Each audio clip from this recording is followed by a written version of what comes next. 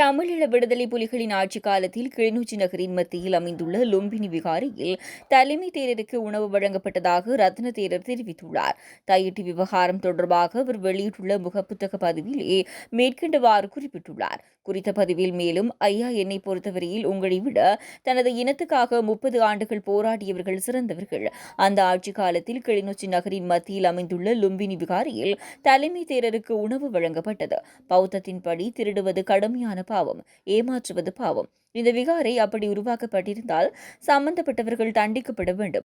அநீதி இழைக்கப்பட்டவர்களுக்கு நீதி வழங்கப்பட வேண்டும். அதேபோல் தையிட்டியில் விகாரை உங்களுக்கு இடிக்க வேண்டும் என்றால் இடிக்கலாம், அது உங்கள் விருப்பம்.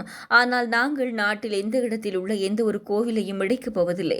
நாங்கள் பௌத்தர்கள், புத்தம் அருளிய போதனைகளை பின்பற்றியவர்கள். நாங்கள் எங்களுக்கு உண்மையான பௌத்தர்களாக வாழ வேண்டும் என்றால் முதலில் தன்னுடைய மகிழ்ச்சியை விட மற்றவரின் சந்தோஷத்தை பற்றி சிந்திக்க வேண்டும். ஐயா, நீங்கள் ஒரு நாள் எங்கள் விகாரைக்கு வாருங்கள். புத்தரை வணங்க மட்டுமல்ல, புத்தர் சிலைக்கு இரு பக்கத்தில் உள்ள இந்து கடவுள்களான முருகன் மற்றும் விஷ்ணு, கண்ணகி ஆகிய கடவுள்களை வணங்கலாம், பூஜையும் செய்யலாம். ஒரு நாள் வாருங்கள், உங்களை அன்புடன் வரவேற்கின்றேன். சிவஞானம் என்னும் உங்கள் பெயரின் அர்த்தம் பெருமானின் ஞானம் மற்றும் அறிவை கொண்டவர் என்பதாகும். உங்களுக்கு சிவபெருமானின் ஞானத்தில் ஒரு துளியும் நாட்டில் மக்களுக்காக சேவை செய்வதற்கு கிடைக்க வேண்டும் என்று பிரார்த்தனை செய்கின்றேன் என குறிப்பிடப்பட்டுள்ளது.